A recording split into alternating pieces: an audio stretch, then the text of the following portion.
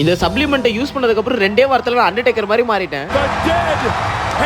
நீங்களும் அண்டர்டேக்கர் மாதிரி மாறணும்னா இப்போவே இந்த வீடியோ சேவ் பண்ணுங்க. ரீசெண்ட் டைம்ஸ்ல எங்க பார்த்தாலும் கிரேட்டின் எடுத்தா இப்படி ஆயிடலாம், கிரேட்டின் எடுத்தா அப்படி ஆயிடலாம்னு சொல்லிட்டு சொல்றாங்க. எனக்கு என்னமோ கிரேட்டினை வந்து ஓவரா ஹைப் பண்ண மாதிரி இருந்தது. நீங்க ஒரு கிரேட்டின் சப்ளிமெண்ட் வாங்குறதா இருந்தா ஃபர்ஸ்ட் கிரேட்டின் எப்படி ஒர்க் ஆகுதுன்னு தெரிஞ்சுக்கோங்க. நம்ம ஒரு ஆக்டிவிட்டி பண்ணும்போது அதுக்கு பிரைமரி ஃபியூவல் சோர்ஸா ATP தான் யூஸ் பண்ணுவோம், அடினோசின் ட்ரைப்ராஸ்பேட். அடினோசின் ட்ரைப்ராஸ்பேட்ல 3 பிராஸ்பேட் இருக்கும். இந்த 3 பிராஸ்பேட் எப்போ டைப்ராஸ்பேட்டா மாறுதோ அப்பதான் எனர்ஜி ப்ரொடியூஸ் ஆகும். சோ நீங்க ரெகுலர் பேசிஸ்ல கிரேட்டின் எடுக்க ஆரம்பிச்சீங்கன்னா இது பிராஸ்போ கிரேட்டின் லெவல்ஸ் இன்க்ரீஸ் பண்ண ஆரம்பிக்கும் உங்க மசில்ல.